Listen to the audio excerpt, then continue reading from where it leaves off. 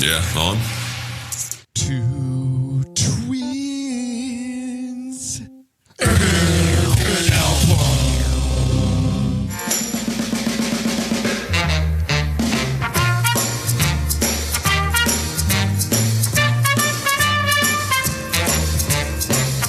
Yeah. We're actually starting. You were tinkering with the theme song over there, and I wasn't sure if we were rolling or not rolling. So no, we're on. Yeah. Peter Steele said we're on. We're on. We're on. Our producers are telling us that we're live. You know, we have a whole production team, you know, in the back here that helps us with recording. We're off to a hot start this episode. I think all they could probably hear was us going back and forth during the song. You know, that's entertaining. That's good radio. Yeah, it's good radio. You're really going to like this episode. You got tricks up your sleeve? No, I actually don't. Did you actually put some work into this one, or? I put in the same amount of work that I put into most episodes. Yeah.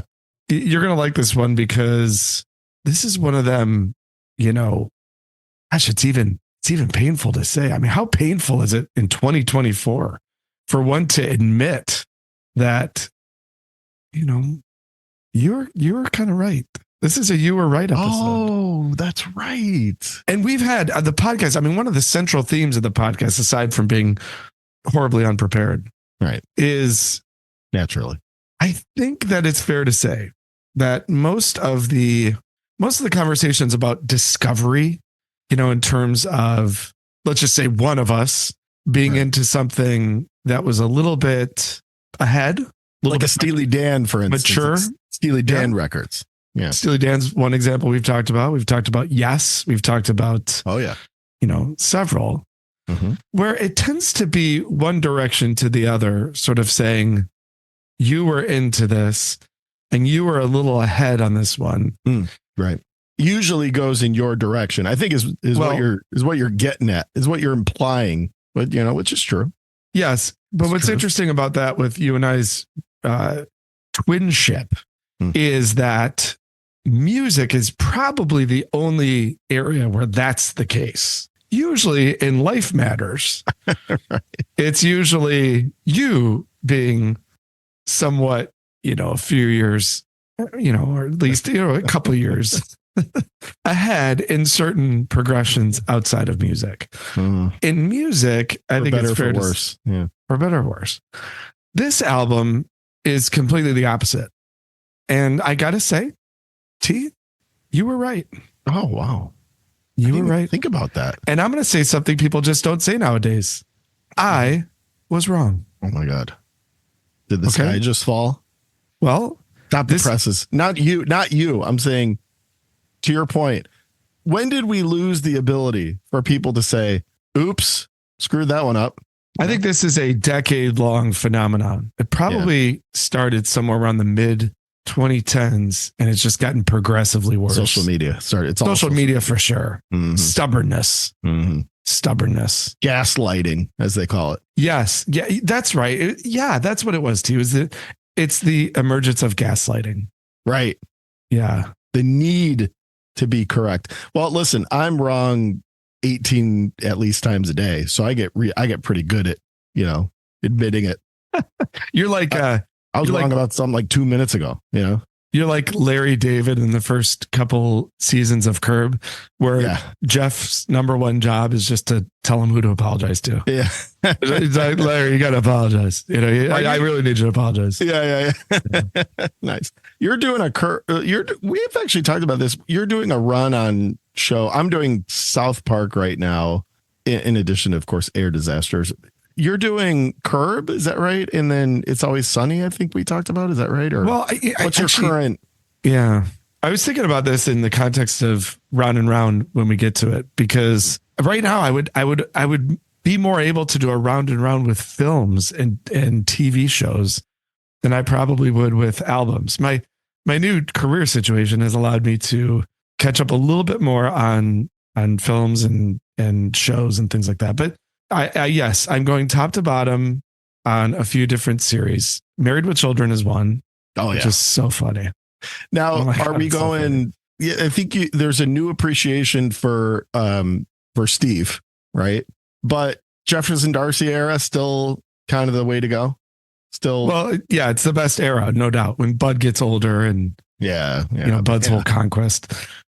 Yeah, no doubt. But I'm starting at episode 1 for all of these. Nice. Married with Children, South Park. Okay. And Curb.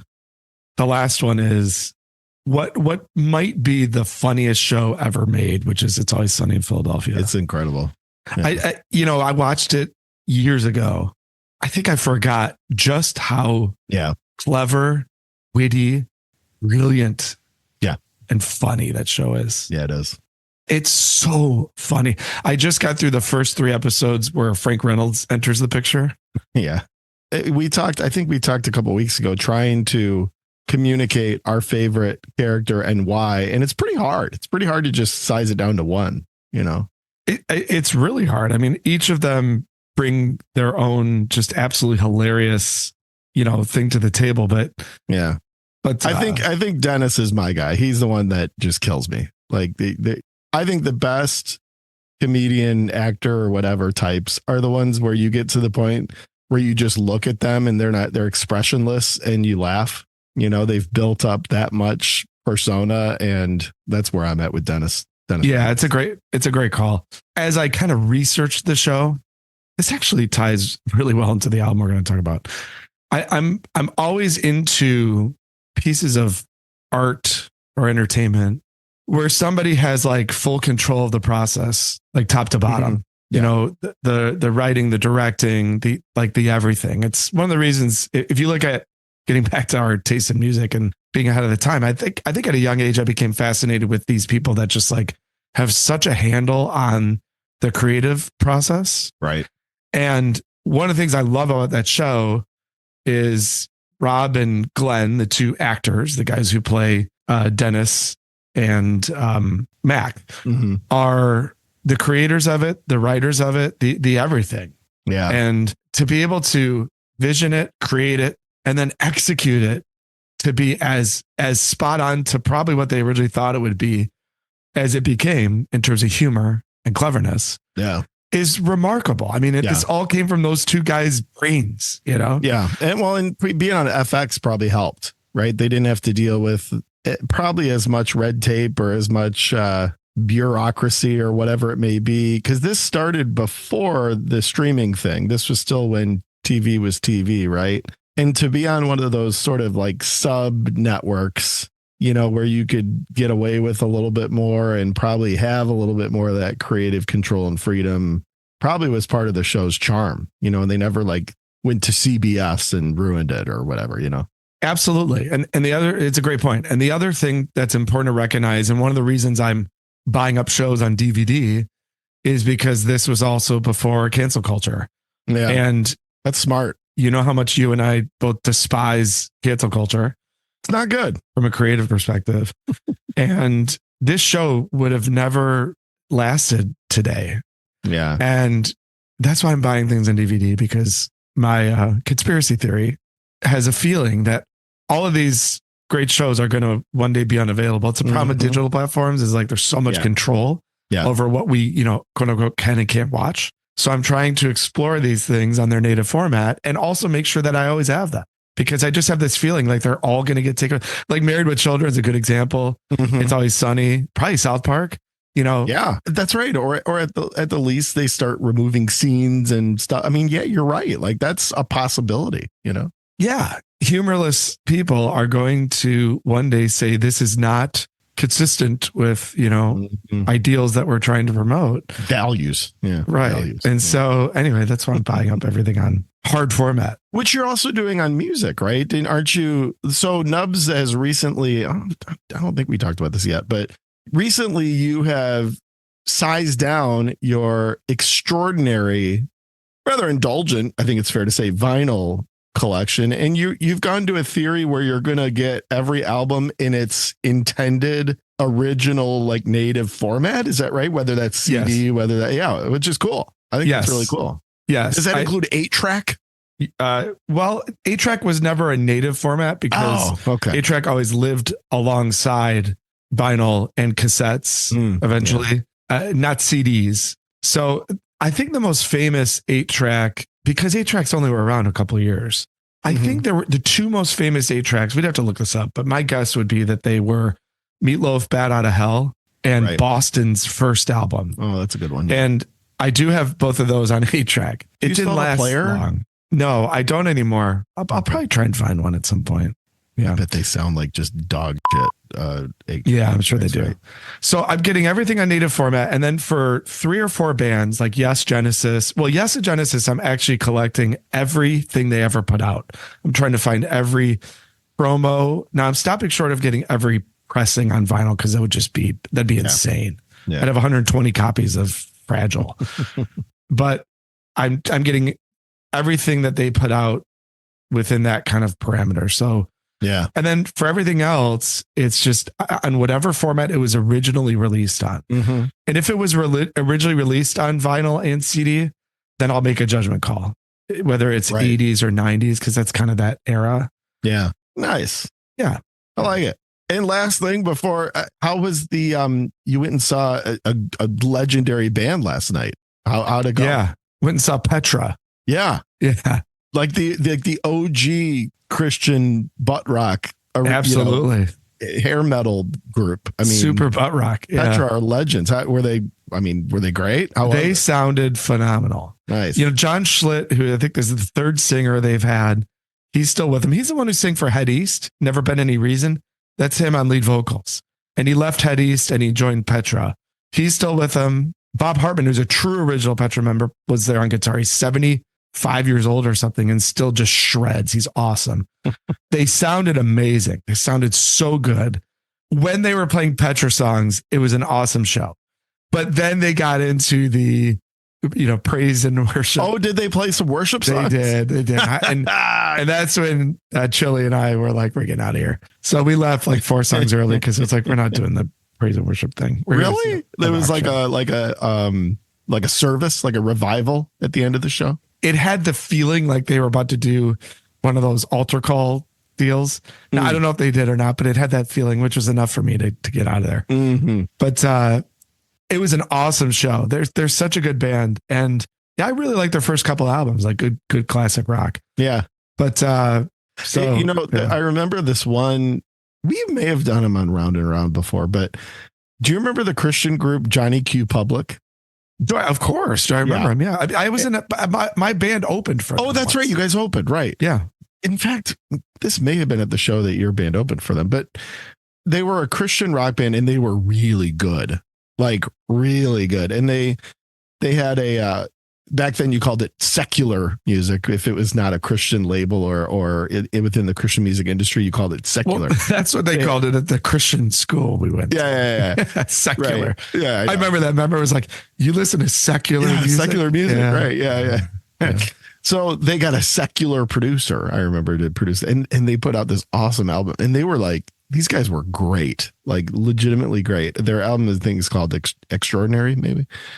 And so we went to their show and they came out and they were blazing. Like they played like 3 or 4 songs and they were also awesome live. And it was like, oh my God, these guys, I'm getting to see them with like 100 other people right now. And this is amazing because they're going to be like huge someday because they're that good. And then after like 3 or 4 songs, do you remember they like put down their instruments and basically did like a church service, not for like 5 minutes, not for like a half hour, but for like an hour and change right in the middle of the show. And then they came up, played like 2 more songs and then left. It was not even a concert. It was like, these guys are way too good to be like ruining their, nothing against whatever, but like they ruined their concert with this. And it was like, I remember it being so disappointing because there were so many sort of crappy bands in that scene that these guys were legitimately really, really good and they just couldn't get out of their own way, but yeah, that was the show we opened up for them. Yeah. And I remember it was on a Sunday, which might've been why they did that. They might've made a deal with this. This was like the early days of mega churches. It was like they might have made a deal with this mega church that they were going to do like a service sort of deal. And you're right. It just was so bizarre. But it's so funny you bring this up because my biggest memory of that night was not even opening for them, even though it was great. We actually played a really good show, I remember. And the room was like packed. Yeah, you guys did. You were better than they were. Right. It's so funny bringing this up, dude, because that night when they started in on the, Jesus portion of the show, I had a girlfriend that I was with for a long time, like a year or something. And which back then was, yeah, during that portion, I left the room because I was like, I'm not sitting through this. This is insane. And proceeded to go out and break up with this girlfriend. We got this huge discussion. And I think the atmosphere of that, which was so uncomfortable and weird, kind of led to it. And part of me was like, finally, like, okay, I got to get this done. And it was clearly the Lord's will. Yeah, it was the Lord's will. Yeah, I think I might have used that as an excuse. broke up with this girlfriend right there at the Johnny Q Public show during the altar call. Really? Yeah. What were the initials of the girl? CS. Oh, her? Yeah. I mean, a big deal. You were together for longer than a year, I think. No, I don't think it was longer, but it was like, I think it was pretty much like close to a year. Seemed longer. In high school, That's felt funny. Like a long time. Yeah. But yeah, so right there at the Johnny Q Public concert. Yep. And you had just played a show and you were all riled up. You're like, yeah. I'm a rock star. I don't need this crap. Like, yeah, that was part of it. Remember going to those Christian music festivals where they would literally like, someone would decide that they would become a Christian just based on like how good a set was. Yeah. Or like they would mosh and they would get all riled up and then they'd be like, all right, I'm in on this. Yeah. Yeah. Have you gotten to the Faith Plus One episode yet of South Park? Oh no, I'm not even close. I think I'm just starting season 3. Yeah. I mean, Faith Plus One nails that whole thing pretty nicely. Yeah. I recommend it. Typical South Park fashion. Yeah. But going back to It's Always Sunny, when we talk about two people owning the creative process, that is Jellyfish, and also two friends. Now we're going to talk about this band has a lot of simplicity in how it was formed. Super simple. I mean, like the classic band story, but their demise was very complex, very complicated, which is interesting. But in the end, it's two guys with full control over the creative process, trying to do something that was really consistent with their own taste. It's like the guys from It's Always Sunny. You could say the exact same description for them. Full control over the creative process, doing something very in line with their taste. And based on this friendship, this chemistry, this shared thing, right? And that is the story of Jellyfish. It's also the story of It's Always Sunny in Philadelphia. So God, we didn't even plan that synergy. That just happened. We sure didn't plan it. Wow. That would require planning. Thought. Yeah. The one thing that does require a thought is for you to tell me 3 albums that you have been listening to of late. And we do that when we take the show round and round. Ooh.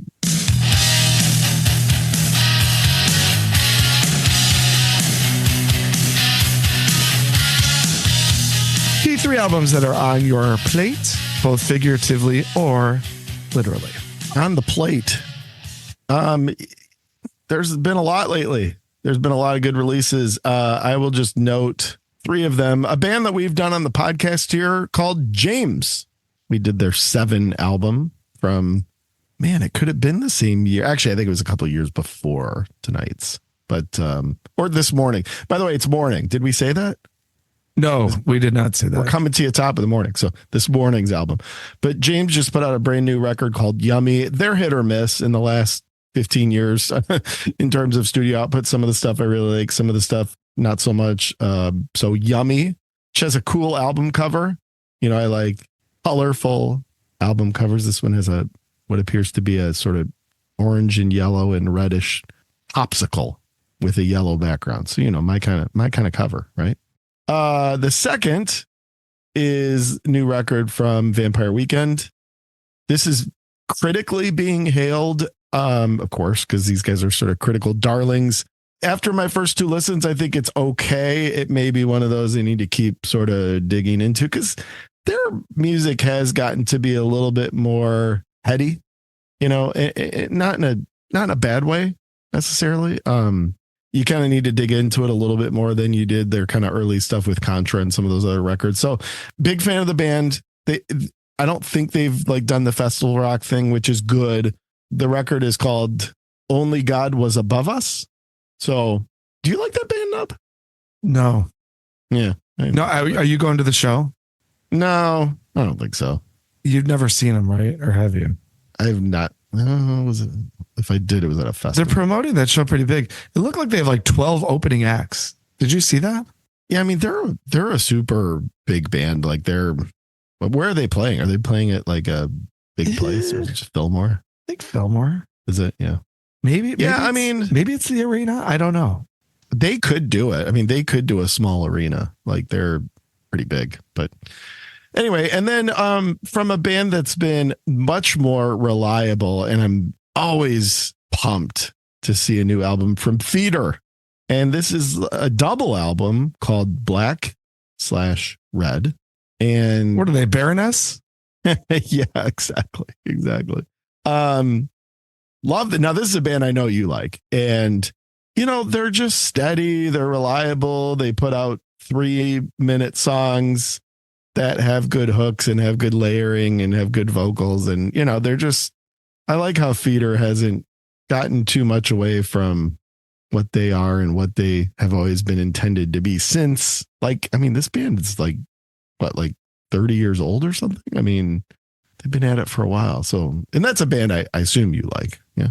Yeah. I like Feeder a lot. Yeah. I mean, they have 3 or 4 songs that are as good as anything that's come out this century. Yeah. Really. They've put together a lot of great songs. There's a singles collection. If anyone wants to start on them, I think it's called Collection, appropriately named, but great way to get started on that band. So Black and Red from Feeder, 3 new releases that I'm kind of digging into. What do you got, Nubby? Do you want me to talk more about Mammoth? Or hey, well, sure. And let's do this is the Toph Was Right, a rare Toph Was Right episode, but thank you on the record for the constant Mammoth nudging, because I've been listening to the debut and Mammoth 2 a lot, and God, were you right? What an excellent band. Artist. He's awesome, man. I'm telling you, he is the best musician in the world that's under 40 years old. There's no doubt about it. Okay, round around for me, T. We're going to start, of course, with this show run, as we mentioned, that I'm on is pretty crazy. We made our valiant return to Harpo's recently to go see Prong and Voivod. Prong being, a live band that everybody should see. I love Prong so much. And they're touring their new album, State of Emergency, which is very gritty, very heavy, very choppy, but also groovy. That's one of the things I dig about Prong is they're like a metal band with groove. I call Prong like Pantera light. They're like Pantera without all the intensity. Or like a Machine Head type thing too. Yeah. Yeah, like more on the groove side. But Prong is a little more funky. Their shows are fun, like a dance party. Yeah. And getting back to Harpo's was great. On the east side of Detroit, the scene of the typo finale. Yeah, of course. And of course, I think about that every time I'm there. I think about you every time I'm there, and how smart of a move we made to go to that. Brilliant, for sure.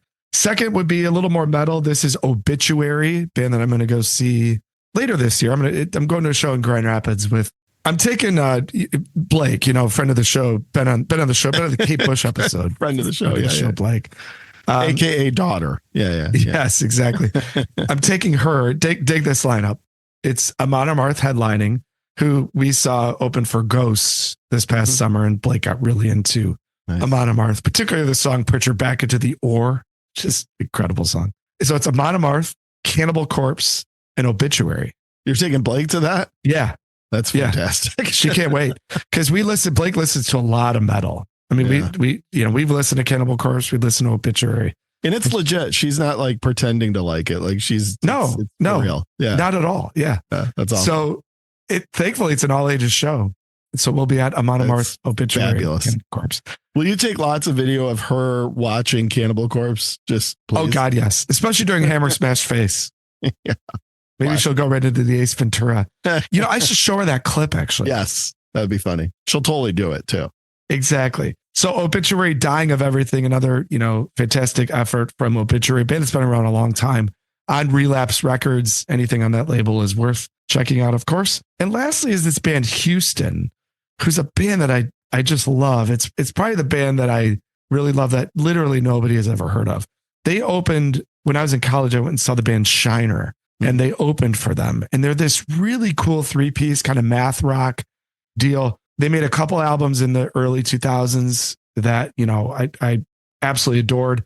And then just out of nowhere this past year, they made a new album.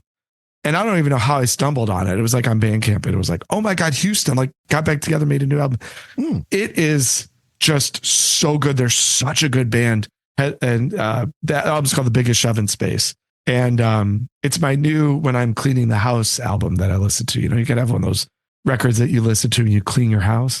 That's this new album by Houston. I'm just impressed you're cleaning the house. Thank you, Tate. Thank you. Not always been your strong suit. So, no, definitely not. Turning over a new leaf. Ask anyone around me.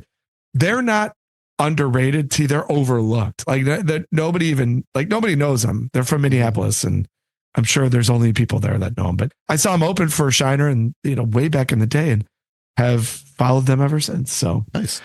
That is what is Round and Round for me. T, the album is Jellyfish, Spilled Milk. You were right. And it is time to get into the nerdy deets done dirt cheap. You want some dirty deeds? Yeah. You want some dirty deeds? All right. Spilt Milk was released on February 9th of 1993. So for you and I, that's 5 days before we officially became teenagers. That's right. Think about that. Yeah. And it came out in such an interesting era for music. February of 1993, you would have been right in the midst of the grunge explosion. I mean, never mind an In Utero, Versus and 10 and Bad Motorfinger. Those are all the things that are happening right around this time.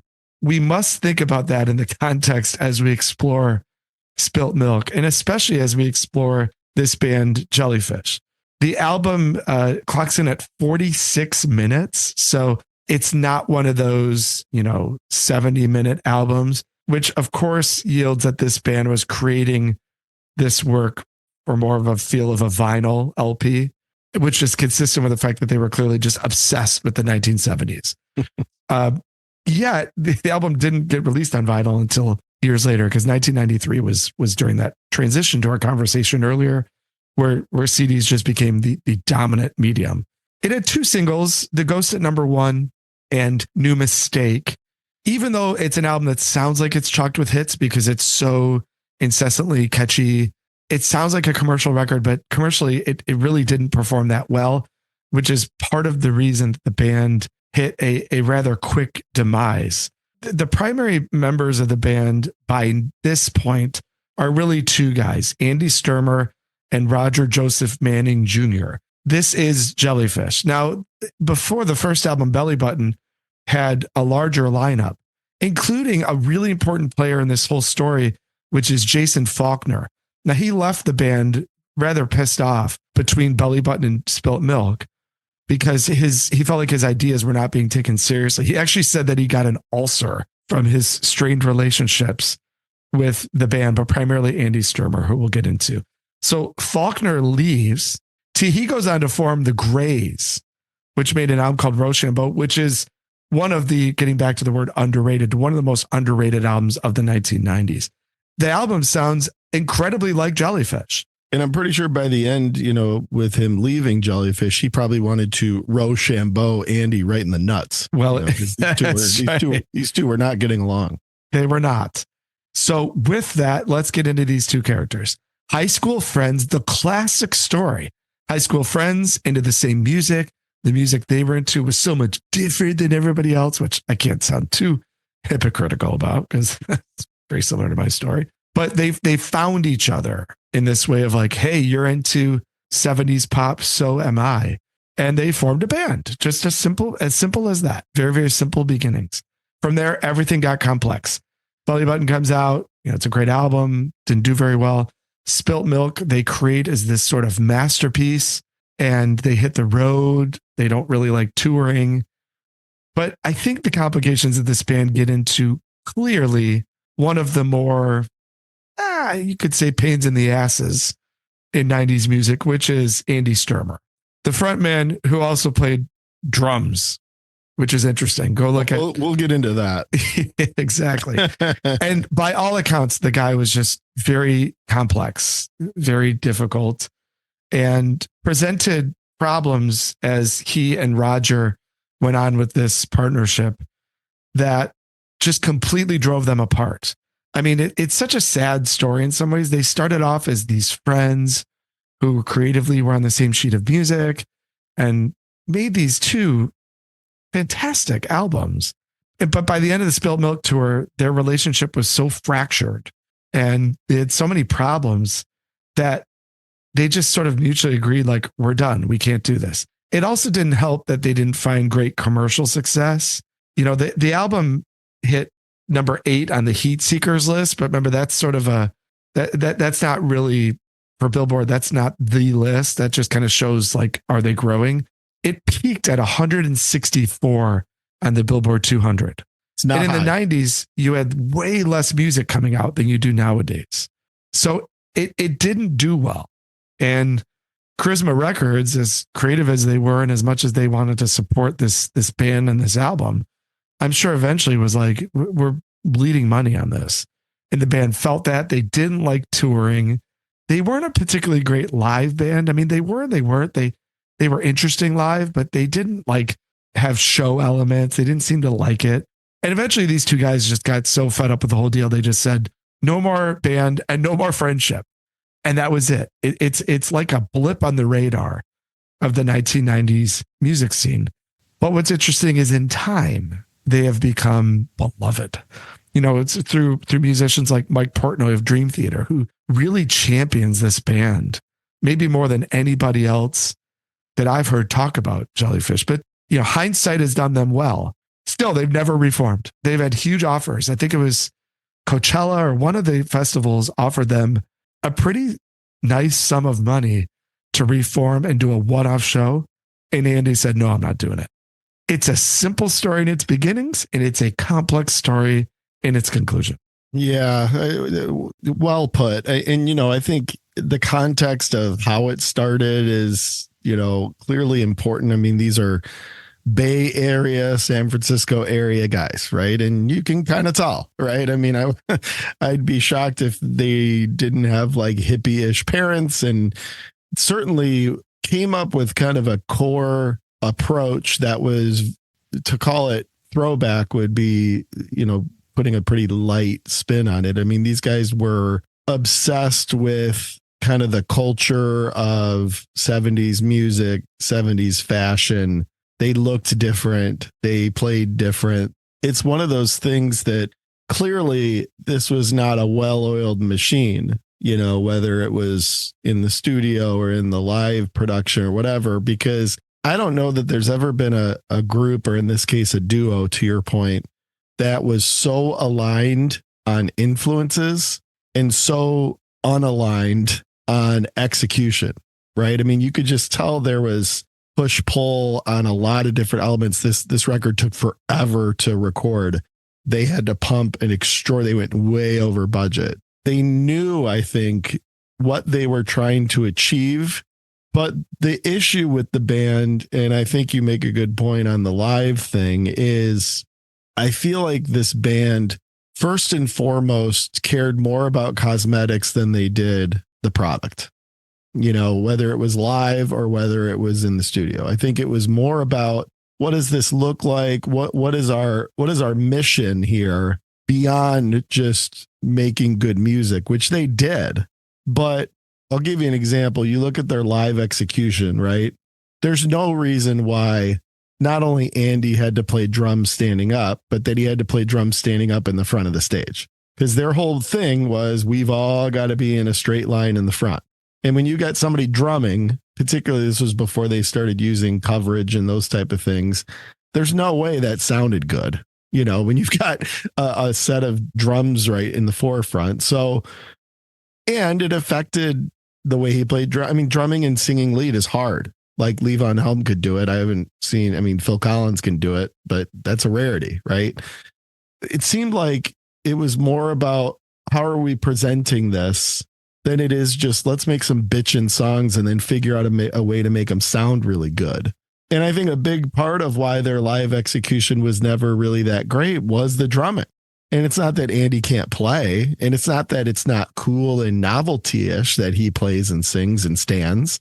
But at the end of the day, someone should have said, is this really the best way to kind of represent our sound and recreate our sound? So, you know, a little nitpicky, but I think that that's one of the bottom line takeaways for me is that you could tell by the way they expressed themselves, the way they fashioned themselves, and the way they composed, that it was just as much about trying to kind of send a message of what we're into and what we want to, you know, we don't want to lose the charm and the sort of ambiance of some of these throwback 70s acts that really influence us. And that's great. I mean, projecting influences and composing with appreciation, all those things are awesome. But I think they may have overcooked it a little bit to the point where it became a little gimmicky. And of course, when something becomes gimmicky, particularly in the grunge era, right? Like these guys probably should have at some point realized the backdrop, which I think was probably another misnomer here. It's like, okay, all this stuff we're trying to do is great, but is it really the right time to be kind of attempting this? And I think what we learn in hindsight, looking back, whether it's the commercial result or the sort of the way that things ended, is probably not, you know, so there wasn't really a lot of adapting here. It was more about, you know, like you mentioned it earlier, this is our way. This is our path. This is how we want cosmetically things to go. And it probably hurt them a little bit against a backdrop that was completely anti, at the time, a lot of the things that they were trying to do. I think it's a really good analysis. It's almost like you were into this band in 1993 because we'll get to that Wonder Stories. There's two more names that are just instrumental to Spilt Milk. And it also shows the idea of the Spilt Milk, aka the incredible budget that was certainly not returned on as an investment with this album. And the names are Jack Joseph Puig and Albie Galutin. These were the two producers that were brought in to work with Andy and Roger. Mm-hmm. You are talking about two of the most commercial producers in music in 1993. I mean, Albie Galutin, like his orchestrations were on songs that like live on in crazy ways, like Grease. Like that's him. He's like a poor man's Van Dyke Parks, basically. A little bit. Yeah. Yeah. I mean, stuff off like the Saturday Night Fever soundtrack. Like he was doing orchestrations for some of the biggest songs ever made. And they brought him in to kind of take this idea. And I don't know if it was a marketplace move or a creative move, but either way, I mean, you're investing in a significant figure here to come in and work with these guys. But really what seals it for me is Jack Joseph Puig. You bring him in. I mean, his credentials were just some of the biggest bands of all time. I mean, he's won a bunch of Grammys. He was a record executive. You know, he worked at the Interscopes and Geffens and all that, like that whole kind of area. Really, really famous sound engineer. He actually got a lot of his start in the Christian world. So backing up to what we talked about earlier, you know, he's worked with like Amy Grant and Russ Taft, like some of the really famous, you know, Christian artists from back in the day. I have Amy Grant. Yeah, I have Amy Grant. So, I mean, you don't bring him in unless you're trying to put this really slick polish on this thing. And in hindsight, it was a really brilliant move because left to their own devices, Andy and Roger probably like would have recorded this thing on like, you know, tape, and it would have sounded really, you know, vintage. And instead it sounds like a band who's trying to be a 70s band, but with 90s production, which gives it a cleanness and clarity to the sound that I think really helps. They probably would have taken it in this, we need to sound like the 70s direction. Whereas Jack Joseph Puig probably said, you can sound like you're in the 70s, but still be in the 90s. Right. And that's one of the bits of magic, I think, that happens with Spilt Milk. Now we need to get into the T, you were right portion of the show. So let's do that by talking about our Jellyfish Spilt Milk wondrous stories.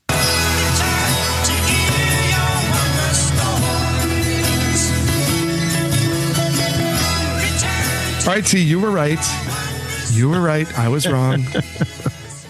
Tell us I'm about. surprised. You'd think that I would have been the one to come into this episode making that clear. I didn't even think about that, but you bring up a good point, because this was, and I think the only other time I think we've talked about the, Toph's Right thing was on October Rust. So there's a lot of weird similarities to that in terms of how this album got on our collective radar.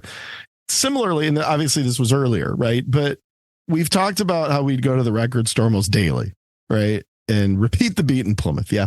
And part of the experience was just fondling merchandise, and then eventually maybe buying something, right? For $14.99. And this was right around the time, CDs used to come in these boxes, right? These long, tall boxes, a lot of people probably remember. And this was right around the time that you were shifting away from that. So CDs were just coming in their jewel case, shrink wrapped, whatever. This was a fairly early example of a colored compact disc tray, which I'm a sucker for, just like I am for colored vinyl and all this gimmicky shit I just fall for. And, Spilt Milk was on a pink, which I don't know that anyone had actually done that yet. A pink CD tray, which looked really cool. And so that was really the only reason. It wasn't like I read some magazine or was like real hip to sort of, the scene. It was that, oh, they got a cool, interesting, colorful album cover with like a pink CD tray. Maybe I should buy this. I mean, wait a minute. So what you're saying is that packaging was something that you... Yeah. Crazy, wow. Right? I know, it's so weird. And so I would fondle, and this took me like weeks to like actually purchase, but I would go in and I would fondle this item, and I'd think about it, and I'd be like, I don't know, like look at the song titles, and the artwork's cool because in the back there's Spilt, of course, Lucky Charms letters and marshmallows that actually make up the letters that make up the song titles. And there's like little milk spills. I mean, it's cool, right? I'm amazed they didn't get sued for that. Yeah. Honestly. Don't you think in today's world they probably would have? Probably. And I don't know if they were generic. They were like letters and shapes and stuff. So who knows? But it was cool. The whole imagery of it was cool. And so that was like the only thing I recognized or knew. I'd never really heard much. Yeah, Nubs is holding the CD right now. I'd never really like heard much about the band but they had an interesting name and they had a cool, colorful disc tray. And eventually I just bought it. Now, put yourself in this. I mean, I think In Utero had just come out. Like this was like all about minimalism and grunge and loudness, and this was it at the time. This was what was selling. This is what was in. And so you buy this record, and I didn't know what to expect, and you put it in, and it's like, oh, that ain't Dick Clark, right? I mean, this was like, okay, this is different. This is unique, but so hooky. And if you had pop sensibility, which we did, like we were grunge kids, of course, but still grew up on Barry Manilow, and we still loved, classic rock stuff. And you look at these guys, I mean, it's Queen, it's Supertramp. There's so many influences here that it's almost like song by song, you could list 5 or 6. And it was all stuff that we were down with. So, I mean, it wasn't like completely foreign, which probably for a lot of teenagers that tried this album, it was like, what is that? To us, it was sort of like, oh yeah, like, I remember liking it right away. It was like, all right, this is cool. Like, this is cool. There were a couple of really standout tracks, and I remember knowing the front half of the record really well and then not knowing the back half as well, which most of the sort of hit potential songs are actually on the front half. So it's understandable. But while it was only 47 minutes long or whatever you said, there's a lot of tracks. So it's still even at the time of the CD era, it still felt like a lot to plow through. So it was kind of like, I remember putting it in, I would listen to the first 6 or 7 tracks and then sort of usually fade off. But boy, those were pretty good tracks. And so it became one of those, like, you buy it sort of on a whim, more for the kind of like branding and packaging elements of it. And then you realize this is cool. And it was one of those things too, like all through college, I would get people on this band. This is one of those bands that was fun to be like, hey, have you heard of Jellyfish? Hey, have you heard this song or this song or this song? And a couple people that, with great musical taste that were always like pretty receptive to, because when I was in Kansas, it was, I knew a lot more about music than a lot of the other dudes. And it was always really, but they appreciated it. They wanted to learn more, many of them. And it was always really fun to be like, here's another band or here's another thing. Or you were getting people into this band pretty early on. Yep. Because they check a lot of boxes for a lot of different audiences. It's a good band for, dudes who like guitars and vintage stuff to get into.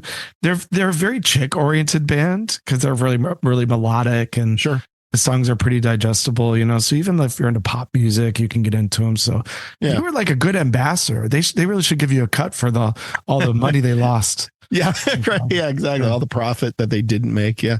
There was a box set they put out called Fan Club, which had a lot of kind of unreleased. So for people that were really into the band, that was pretty neat. For those that kind of get into this group a little bit, that's a good thing to pick up.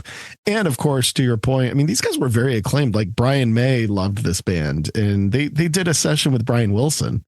Didn't really go anywhere, but the fact that Brian Wilson got in the studio with them in the early, these guys were like pretty close to being huge. They just couldn't sort of gain traction, Woody Allen is, they call him like the actor's filmmaker. Like, like Jellyfish is like the musician's band. Yeah, that's right. Comedian type people. Yeah. That's an even better example. Exactly. Yeah. Yeah. So interested in your story because yours was probably a little bit more reactive, whereas mine was a little more proactive, but it wasn't like I had some brilliant read on the music scene. It was that I just thought their CD tray was cool. So what's your wonder story, buddy? Well, as we referenced, I hated this band, and it's actually pretty embarrassing because I still don't really even know why. I think it's interesting because you kind of praise the imagery of it. And I think that was a factor for me. Like, I didn't like the whole image of it. It was just so funny looking back.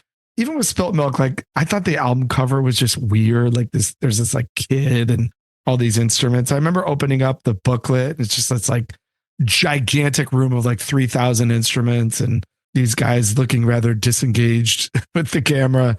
And I don't know, there was something about the image of it, the whole idea of this band that I just immediately decided in some stupid way that I didn't like them. I used to give you a pretty hard time actually for liking this band, which I didn't do a lot with you, but for some reason on this one I did. It was shame on you. You should be embarrassed. It was dumb. I think as you get into track by track, there's some musical elements that when I heard the first time, I was like, okay, this is weird. Like, I just don't dig this. But remember, I was a prog rocker. Like, what the hell was I doing discounting this band? They're very proggy. They're very influenced by progressive rock. And so I think a lot of it was a good lesson for me looking back at like judging something because I didn't want to like it versus actually listening to it. And I've had to reflect on that because looking back, it's like, I really wish I would have supported this band and been into them. And certainly never wish I would have given you so much shit for being into them. So I formally apologize for that. Oh, dude. I think some of I've done that to you. I do that to you now, It's like, exactly. I do think some of it was that I didn't really like the Belly Button album. I still don't love it. I think there's some promise there that led to Spilt Milk, but the songs on there are a lot more cheesy, I think, than what we got with Spilled Milk, which did have a little bit of a heavier edge to it in certain spots. I rediscovered this, sometime post-college. And then I was like, well, what was I doing? This band is fantastic musically. They're doing things that were way ahead of their time. I know it's cliched, but it's true. As you look back to their story, you realize, God, they were so good. And it must have been frustrating for them to feel like nobody understood them. And now I love the packaging. I love the pink tray card. It's like all the stuff that I discounted in 1993. I think that I was just so submerged into the grunge thing. I think I fell in that category that many people did. You and everybody else. I mean, I don't think that's any error on the consumer's part. I think, in some ways, these guys may have been trying really hard to do something throwback a little too early, a little earlier than people were ready. Yeah, exactly. So it's a great work to go back and analyze. And it's one that will probably live on for a really long time. If you think about it, the fact that people are still talking about Jellyfish and wanting them to reunite and play festivals and things is a testament, because how many other bands from that era are not being talked about at all? And the answer is, countless. And do you get the feeling that it's Andy that doesn't want to do it, whereas Roger's kind of like, I'm down if, or is it, do you think? Yeah, I get that feeling. That's the vibe I get too. Yeah. I mean, Roger's done a couple, like you go on YouTube and stuff, that he's done a couple of revisits of the record with producers and people who have podcasts that sort of run through these type of things. And so he's definitely shown an ability outwardly to kind of revisit this and have some fun with it and talk about it, whereas, I mean, I don't know what the hell Andy's making music for like cartoons now, I think, or something, right? Or, doing. Well, they always did jingles. I think that was one of the ways they paid the bills through the whole Jellyfish life as well. So and you can hear why. I mean, the hooks are insane, and we'll get into those right now, actually. Sure. So let's drop the needle on Spilt Milk and get into the track by track as we go. What do we call this segment again? Drop the needle? Drop the needle. Needle on the record, As we drop that needle. Here we go.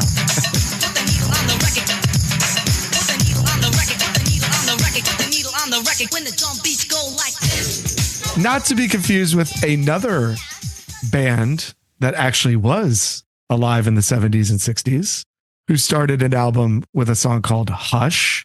Uh-oh.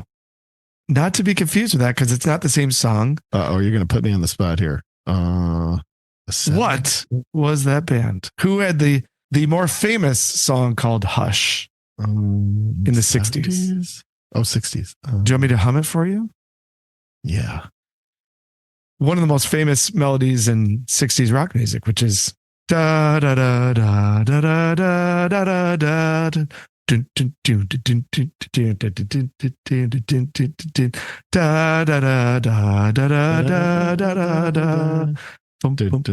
Hush, hush. Thought I heard you calling my name. Now hush. Oh man. Hush. Who is it? A band that just announced tour dates with Yes, and that is Deep Purple. Oh, nice. Deep Purple's first big hit was Hush. Beautiful. Well, so when I first saw this, I remember thinking, they covered Deep Purple to start the album, but they did not cover Deep Purple. They did their own little 2-minute sort of 10cc-esque opening, as Spilt Milk opens with Hush. Dreams are awaiting behind your closed eyes and dark blanket of night, where the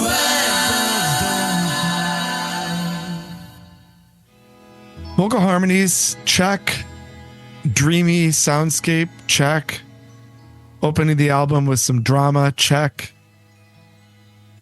To me, though, it's the lead-in that makes Hush special. But to your point, you put this on your CD player in 1993, and you are like, okay, this is different.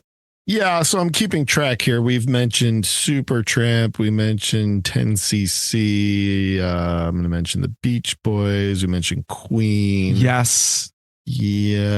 Okay. All right. I'm just and let's also mention Genesis, because it's important to know that Charisma Records, who, released this album, signed a little band in 1969 called Genesis and put out the first several albums from that band.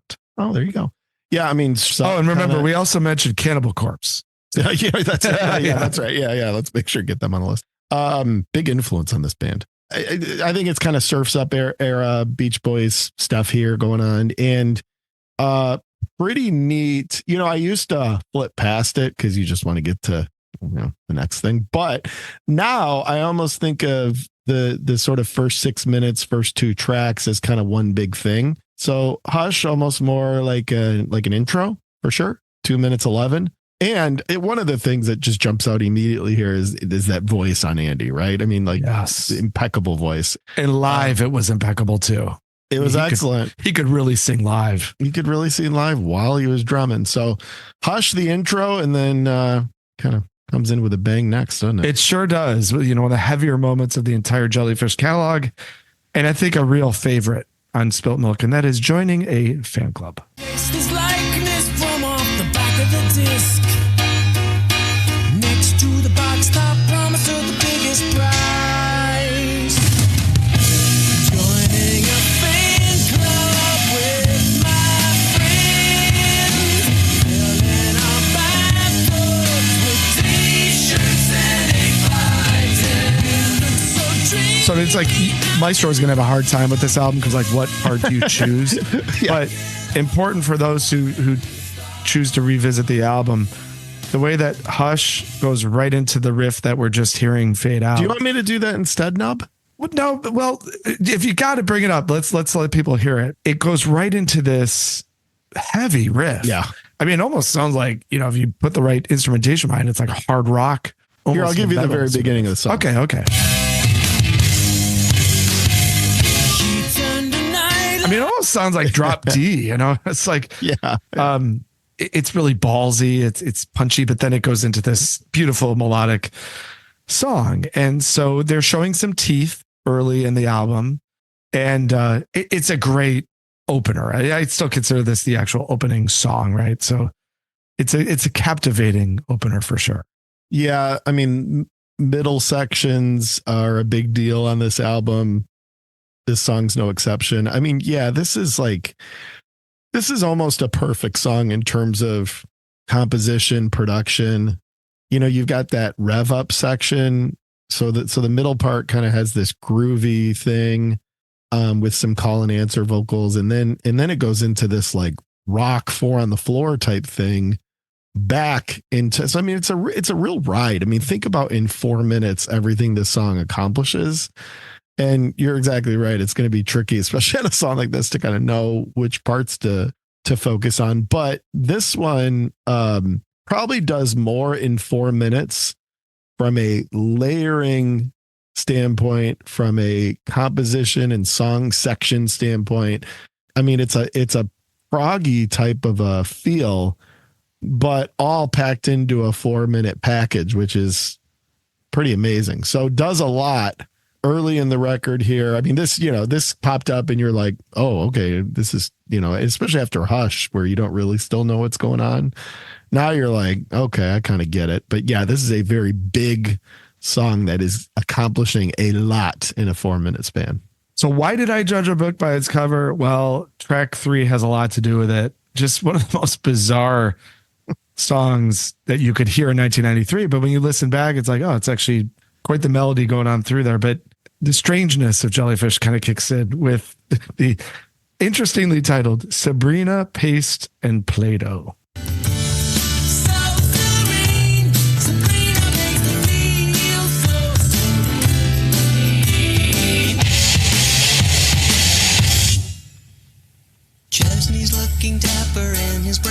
The problem is, I never got to because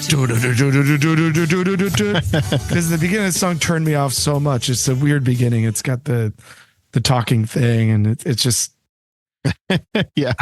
pretty whimsical and sort of cartoonish. And I mean, that was part of these guys' world, but now you're really, when you're listening to this for the first day, now if you don't have a relatively open mind in 1993, now you're really like, what the f*** is going on here? This completely. I was in that exact place. It was like, I don't think I can do this. But then, you get a little older, you listen to some Todd Rundgren, and you're like, oh, these guys were really into Rundgren. Like they were whimsical, but mixing in these like heavy guitar melodies. And it's actually a really cool song in 2024.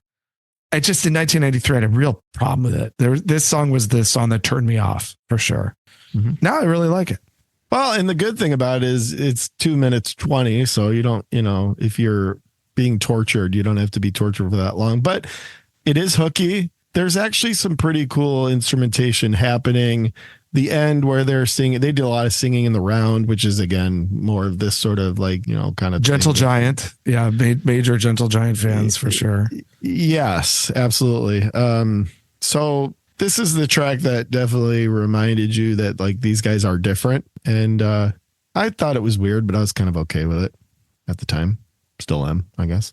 I am very, very much okay with track 4, a song that should have been gigantic. And that is the second single off Spilt Milk, New Mistake. What could be tragedy? Love is blind, deaf and dumb, but never mind. You better catch me when I fall. I'm on my roller skates. 'Cause anywhere that I fall, I land in your arms even though it's wrong. 'Cause I love my Do you have to fade it out? So, a song in 6/8 that swings. T, New Mistake, Dolly Willie rule. Can we apply it? Is it that good? And the Dolly Willie rule for new listeners is, could Dolly Parton or Willie Nelson make a hit out of this song because it's just such a well-written, well-crafted piece of music? What do you think? Dolly Willie rule for New Mistake? Dolly for sure. Willie is a maybe. It's not a bad call. I mean, it's a pretty incredible song in terms of the challenge of this record is you got a couple things going on. Number one, it's early 90s. Is it going to hold up in that regard?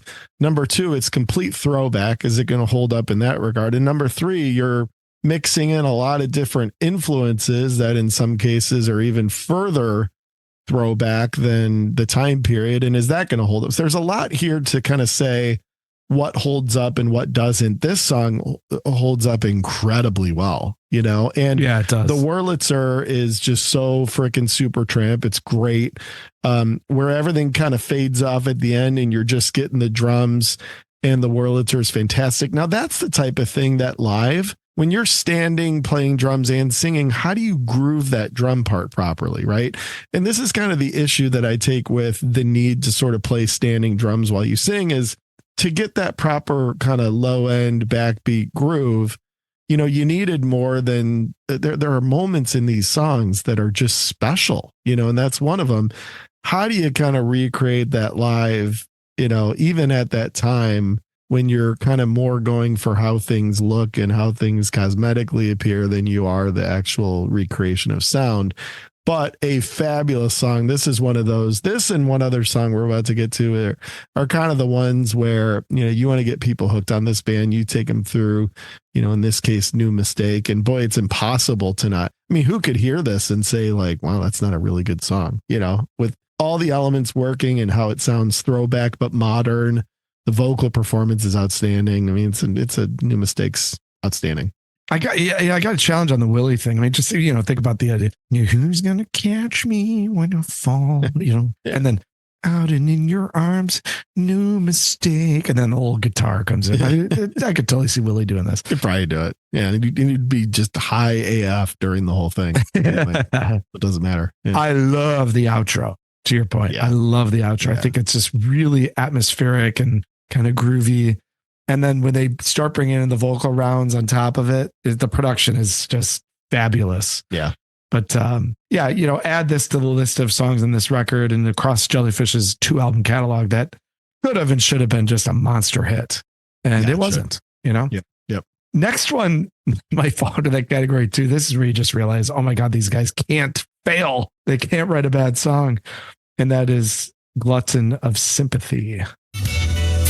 Will you never cease to be the glutton of sympathy? She writes over and over again. That's when I see it in your eyes, but you don't know. Time to let go. The rhythm section elements in this song are outstanding. The drums and bass that's behind it, add in those vocal harmonies, very Beach Boys kind of idea here, but rolling along with enough of a thump to keep you interested in 1993. The chorus is magnificent. You know, it's a real soundscapey approach. Again, it's like a hit song, you know? Yeah, this was one where like during the first minute, you're like, all right, like, is this just your standard sort of ballad? Then when you get into the layering, you get into the chorus, the middle part. I mean, it's a really pretty dynamic song, actually. So, and I like the way it eases into it, right? Like after your first, 4 tracks here, having that kind of calm beginning is not a bad thing. And once you experience the entire song, you kind of appreciate the way it starts off. But yeah, I mean, it's a hell of a track. It's one that I think the first 6, 7 tracks of this are sequenced rather perfectly. You could tell they were trying to make side A pretty strong. But I think the way it fits in between New Mistake and then the next song was pretty well played. You do need to shout out Tim Smith, who's the bass player. We focus so much on Andy and Roger, and for good reason, but he is a full member of the band at this point, and he puts in a fantastic performance on this song and many, many others. So very important to recognize him as well. So now we get to track 6, and now the band they're just like showing off, like completely, just totally showing off. And again, ironically titled, should have been number 1, The Ghosts at number 1.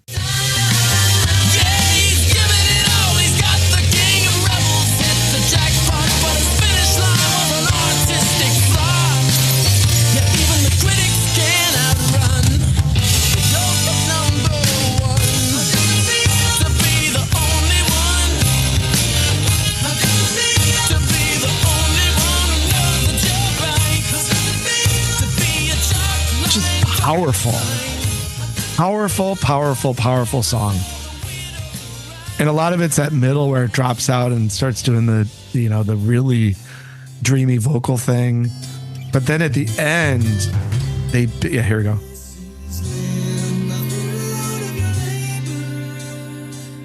Mm-hmm. But then at the end, it builds and builds and builds. And this is Jack Joseph Puig saying, guys, if you want to hit, let me take over here. Because then you add on all the instrumentation at the end. By the end, you got the vocal rounds all talking to each other. The vocal round's phenomenal at the end. Yeah. I mean, what a great addition. What a great layer. This is an absolutely fantastic song, and it's perfect. I would say. I think it's a perfect song. And I believe you'd probably know better than me. Gary can check on this, but I think this rounds out side 1, which, I mean, good Lord, that's a pretty good side. But yeah, it goes to number 1's the song that you really want to get somebody into this band. This is the way to do it. And my shout out to my college roommate, Spencer Son, guy that I kind of got into some Jellyfish, and this was the one that hooked him, just like many others. And it's a hell of a song. Very dynamic. Just the intro is cool. And the split and the kind of crashing on the ride cymbal. It's got really good groove. Again, this was one that live, you wish could have had a little bit more groove focus, because it's a super important part to kind of the backbeat element of the song, which to your point is really stiff. So yeah, goes to number 1. Outstanding song. Probably one of the better recorded songs of the early 90s, I would say. I agree. Probably makes, if I were to do a top 50 type list or something of all time, it'd probably work its way on there. But hell of a song. Great way to hook people in on this band. Are you saying that this was a shower song in the Fidel house at Lawrence Gibbons? I mean, I got as many, Jellyfish. I wouldn't say I got the masses into them, but I picked my spots. If there was somebody that it's kind of like when you felt like I was ready for King Crimson, was it? It's kind of like you're ready for this. You're now. ready. Yeah. There was a little bit of that going on. I don't think I ever showered when I visited your frat house without a beer. Did you ever shower there without a beer? Only in the morning sometimes. But yeah, this was a dividerless. We were all very close. We were very close with each other, and no dividers, no curtains, but speakers, loud speakers. Yes, with the and we tunes. were able to wire speakers in there, and like for instance, one of the tracks that was a regular in the fraternity shower was "Believe" by Cher. You know, that was a popular track. So lots of just Think about it, everybody. Just think about it. naked 20-year-old dudes just showering to Cher. So that's because that's normal. Yeah, that's normal human behavior. Normal human behavior is also theft. These guys, the song titles were not always the most original, as we'll get into later in the second half. Bye, bye, bye. Some might say, oh, they stole that. No, they didn't. NSYNC came out, 7 years after this with the pop album. So this is Jellyfish's version of Bye, Bye, Bye. And stay tuned for our episode on NSYNC's pop. Yeah, right. That'll be coming in 2000. Never. 86. Yeah, exactly. Yeah. Just frosting anyway. They both think back too long ago when thoughts of them both growing old had given them the gray hair they deserve. Singing bye bye bye bye bye bye. Well, I've come to take. So you got some like tuba in there. You can hear that in the background. There's that instrument that's always synonymous with Italian music. Whatever it is, I don't know what it is. It's not accordion, but it sounds like one. Maybe it is an accordion. No idea. And so the boys are getting pretty experimental here, but all with a pretty catchy deal. Ba, ba, ba, da, da, da, da. It's a melody that's quite commercial, but instrumentation that's incredibly creative. And it's got this stomp. They play with so many different rhythms. We already talked about that. They explored 6/8 in New Mistake. They jump around a little bit with some of the other songs. And this has this sort of 2/4 stomp to it. So they're just always playing. They're always tinkering with these 70s ideals, Yeah, and you brought up a great point on the bass playing. And, I hear a lot of Peter Cetera here. Guy whose bass playing was incredibly overlooked. Especially during the sort of 70s, kind of Terry Kath era of Chicago. And I hear a lot of that on this song too, in terms of that kind of thumping ability. I think that the bass on Bye Bye Bye is important, but what a vocal, right? I mean, this is an incredibly challenging song to sing and sing well, and a lot of very rangy. And it's not an amazing composition. So, it's one of those where the instrumentation and the vocal both really need to deliver. And I think they do. Andy turns in a good one here. I don't love the song, but the performances are pretty impressive. Yeah. That's a good way of summing it up. They even go really 70s by taking the next track, which is the clear opening track live. Now, I never saw Jellyfish live. I never looked at their set list. If they didn't start the show with All Is Forgiven, then they're just stupid. But to put that in the middle of the album, there's this like 70s move where you like open your show with a kind of hidden gem from the middle of the album that was pretty energetic. That's All Is Forgiven. So I'm declaring this the opening track live that they should have played first. If they didn't, then they just didn't know how to put together a set list. And that is All Is Forgiven.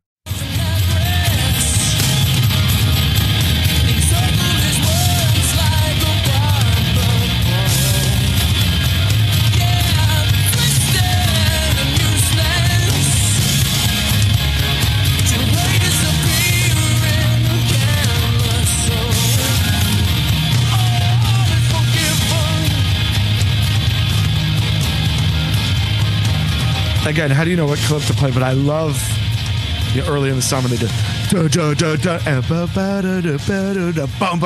like it's really forceful. It's heavy what they're doing. This is the show opener to me. If Jellyfish would have came out and opened their set with this, that's an ideal, energetic, engaging opening song. I really like All Is Forgiven. It's my favorite song on the second half of the record. I think they did open with it, but again, they had a really hard time sounding big on stage. Like, how do you stand up and drum that appropriately while you're also singing? You can't. Exactly, dude. Exactly. Right. So like, again, maybe there were certain songs that he should have sat down in the back or, like, I mean, there was probably a way to do this, but I think they were going for exactly what you said. And it was smart to say, this is a good kind of wide open song to open with and kind of be pretty loud and pretty big.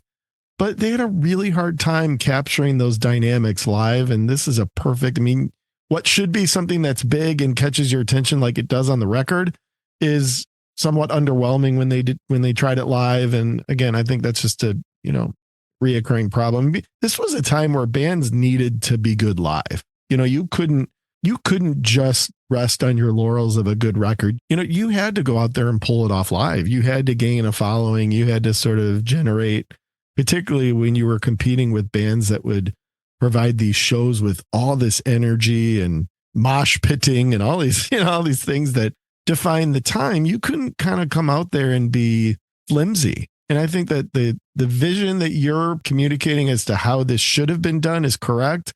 They had a hard time pulling that off, but it is a good album track. And I think after Bye Bye Bye, again, you're kind of shifting back to something that's a little bit more, got some more muscle to it. And it's a really loud song, so showing their range, all that's good. Wish they could have kind of pulled it off correctly live, to your point. There's only 2 songs on Spilt Milk that clock in longer than 4 minutes and 30 seconds. That's how you have 12 songs that squeeze into, basically 45 minutes. This is one of them, and it is Russian Hill. As cathedrals filled with God's favorite guests, dirty hands feel clean when dressed in their Sunday best. Tree-lined village, oh so heavenly. Cross a Little slide guitar in there, almost like shades of like Linda Ronstadt, Bonnie Raitt, like 70s, like a little alt country-ish almost, But I really like the ending of the song. It starts off and it's just this nice, dreamy 70s singer-songwriter vibe, but it picks up with instrumentation at the end. It's got this nice, rather gorgeous outro to it. Yeah, I think it's fine. Probably, again, they raise you up with All's Forgiven, bring you down. The sequencing of the tracks is good.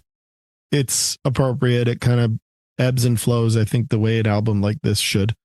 So it's fine. Orchestration's kind of cool, but Here comes more of your stolen song titles. I remember when I was first looking at this album, the back of it, I was like, oh, so they like ripped off a Queen song title and just changed it to He's. Wow, they're so cool. I guarantee you that was something I used against this band as I heavily criticized them. Theirs was He's and Queen's was Your. Is that how it works? Yeah, exactly. So his was ding, ding, ding, ding, ding, ding. Ding, ding, ding, ding, ding, ding, ding. That little. Mine was ding, ding, ding, ding, ding. Yeah. Exactly. So yeah, here's their next stolen song title. He's My Best Friend.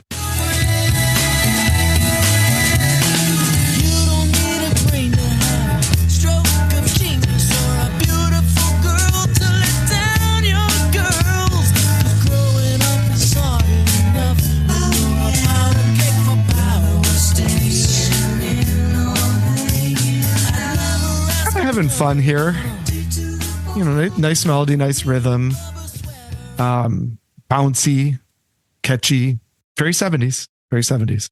Probably a belly button leftover, if I had to guess. Yeah, good call. Yeah, right. And this is where I think Jellyfish wasn't that great, was when it just got a little too, and I think this is where you were going with kind of some of your like initial perceptions, is just when it got a little too bouncy and it got a little too like almost borderline kind of goofy. I don't think that's when the band was at their best. And, I mean, the range on this record is pretty impressive. And I think that this, again, further kind of stretches that range, but it's not a memorable track, the back half of this record, I think you're getting the vibe for it as we're going through it here is maybe more experimental, but in terms of quality, you're getting a pretty decent drop off here. I think you make a good point. It's the reason why I hate country music, blues music, is because if you get so fixated on how something's supposed to sound, it loses all the emotion behind it. Yeah. And it, Goes to Number One, New Mistake. Like those songs have tremendous amounts of emotion in them because they're kind of just being them.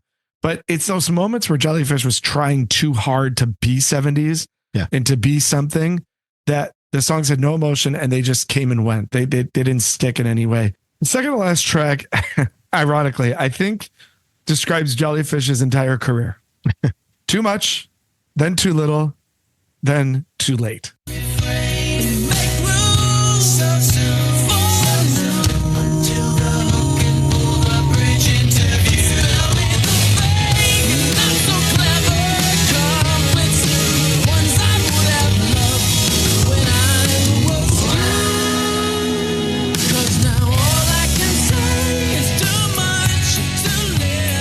Cool song. I like that little tempo change they do before the chorus comes in. I really like when they open up. You think about joining a fan club, goes to Number One, these like wide open. One of the cool things about Andy's drumming is when he does kind of open up on the crashing on the ride cymbal and like playing really big. And Too Much, Too Little, Too Late does that. And I think it's really effective. It's a good late album track. I couldn't agree more. I think when they're wide open and they're thumpy, they're at their, I just talked about when they're at their worst. I think that's when they're at their best, which is difficult to do when you're standing up playing the drums. Yes. Sit down and play the drums. Or just get a drummer. Yeah, sure.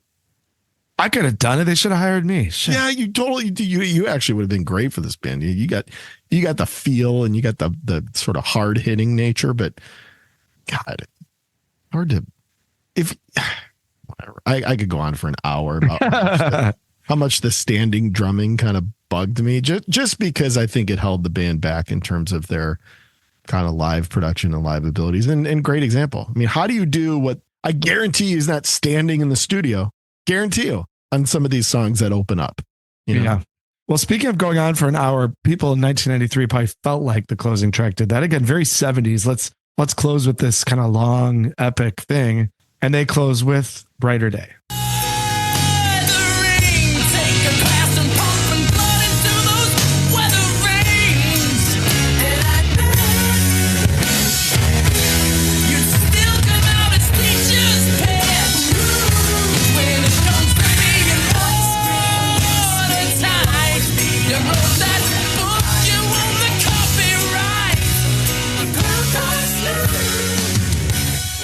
Cool closer. You got to love.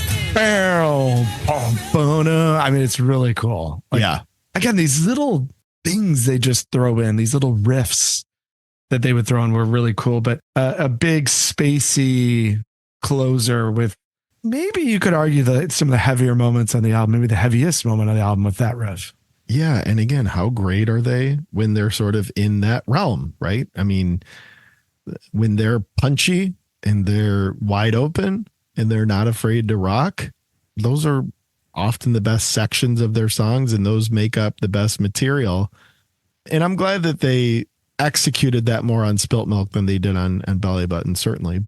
All right. See, well, as we conclude Spilt Milk, we look at, it's been 30 plus years now since this album came out. 30 years.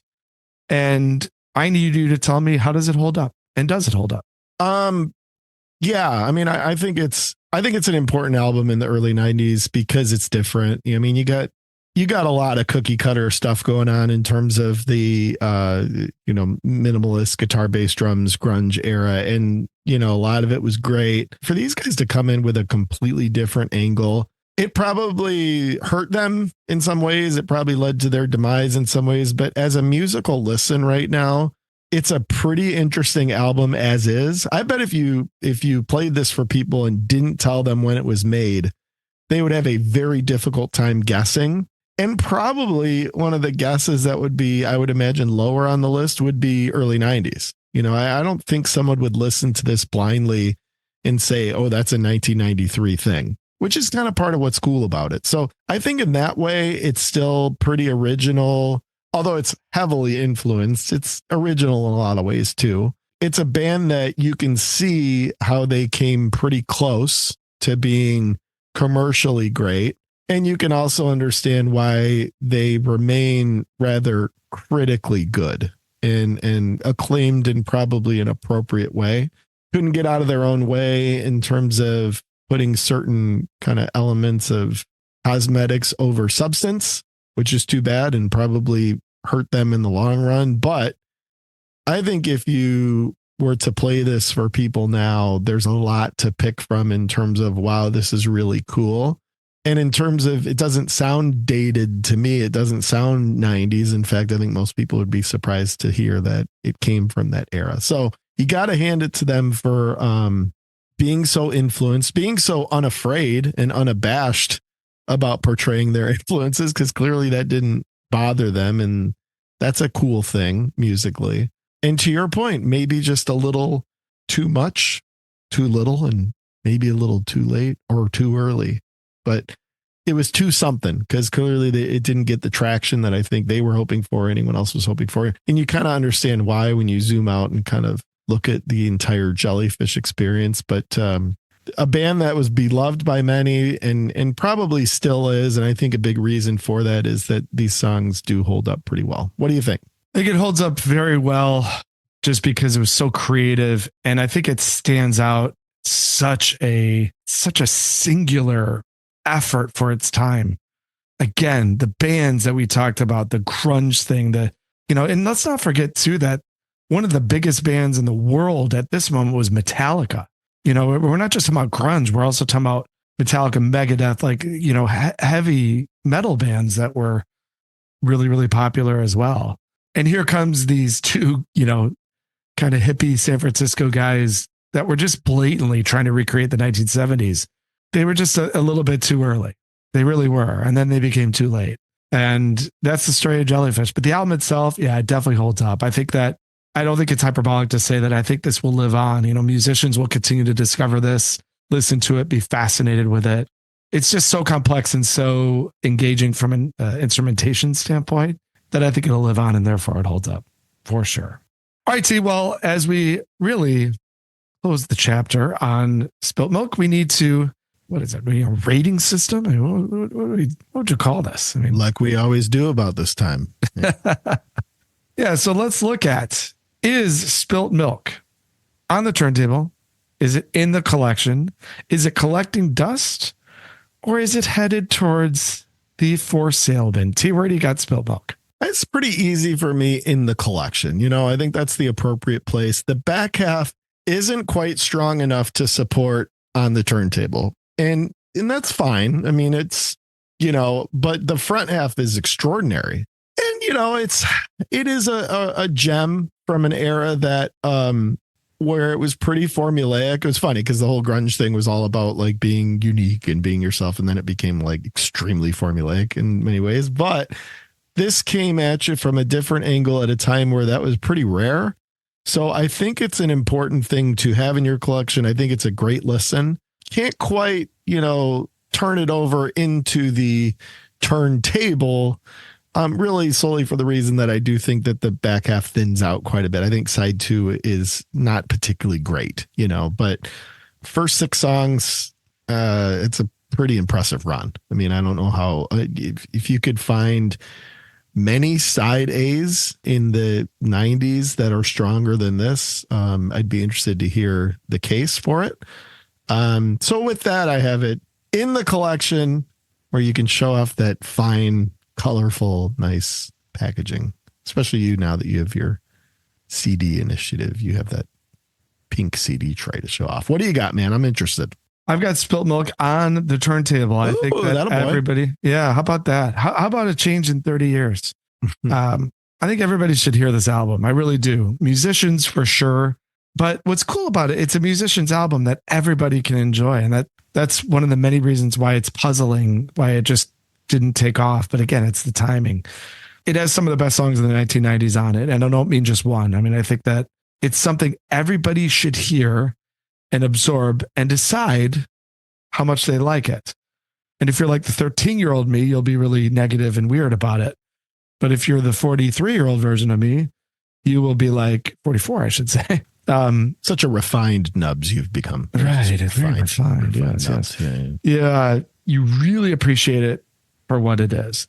And I actually think the second half is a lot better than I think you do. I think it's you can't compare anything to the first half of this record. No. It's exceptional. Yeah. Second half is very solid and it's very interesting, and it's an album that really engages. And I think that that's something that is much needed in the year 2024. And by the way, just to recap, we got Linda Ronstadt, Supertramp, Beach Boys, 10cc, Queen, Yes, Bonnie Raitt, Genesis, Todd Rundgren, Cannibal Corpse, Gentle Giant, and Chicago. I probably missed like 5 or 6, but those were all the influencers, you know, those are real influencers, not these social influencers. They shouldn't even use that word. Those are the musical influencers we noted during the Jellyfish Spilt Milk episode. Yeah, if you only have 20 seconds to spare to listen to this episode, just listen to that list, and then you'll know what Jellyfish Spilt Milk is all about. Exactly. For sure. All right, T, let's wrap it up the way we always do about this time, which is to find out 3 songs that are in your head in a segment that's called In Your Head.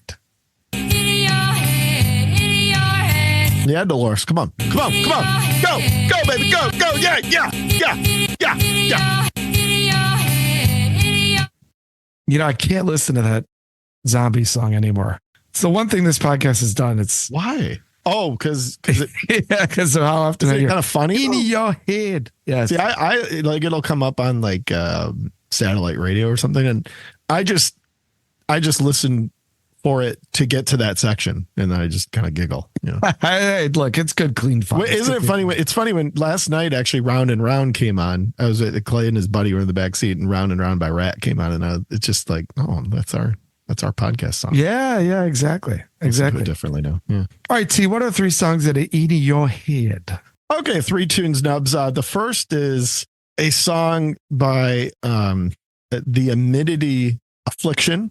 It's called Like Love, kind of a new metal, I guess, type song, but pretty good jam. The second is something completely different by Dionne Warwick. And it's not Dionne Warwick and Friends. It's just Dionne doing one of her classic ballads called No Night So Long, which just bring a tear to your eye if you're not careful, you know? And the last one, in the spirit of today's episode, I'm going to go with Queen. And I'm not going to go with the studio version, but I'm going to go with the Live at Wembley 86 version of Radio Gaga. Gaga. What's one of my favorite Queen songs as well. Yeah, excellent.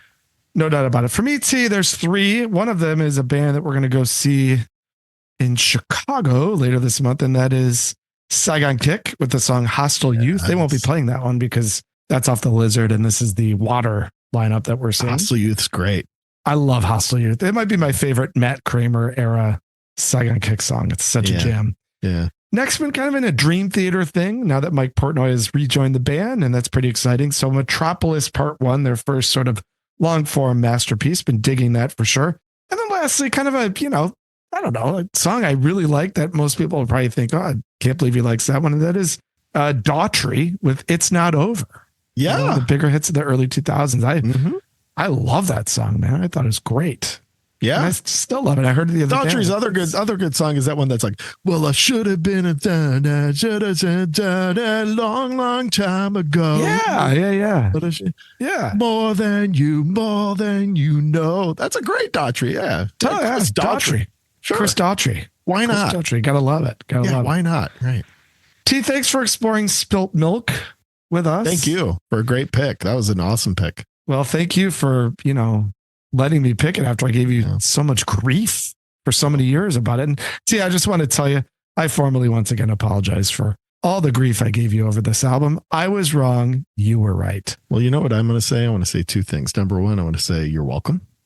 And number 2, I want to say R.I.P. O.J. Simpson. The juice. Oh, yeah. The juice. The juice is no longer loose. No longer loose. No longer loose. But we still have Kato Kalin, so that's good. You know what's great? Go back. We'll wrap up with this. Go back to there's an old SNL skit with Tim Meadows being OJ, and he's doing the teleprompter, the chalk thing on doing a like football play, the John Madden thing, and he's scripting out stuff on the football play or whatever, and he writes out "I did it." It's great. That's amazing. So fun. While we're on that, and I did this last night, there's like a 12-minute compilation video on YouTube of all of Norm Macdonald's Weekend Update jokes about OJ. Absolutely incredible. Unbelievable. Go listen to it, everybody. It's so good. Yeah, that's good. It's so good. Well, T, thanks a bunch, and we'll see you again really soon with a exciting selection from old T here. But until then, as always, we ask that you take care of yourselves and take care of each other. And we'll see you very soon on the next edition of Two Twins and an Album.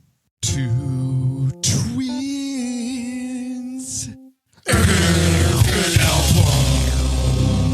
Well, that's about it. That's all we have. I hope it wasn't too disappointing. We will see you on tour. Until then, take it easy.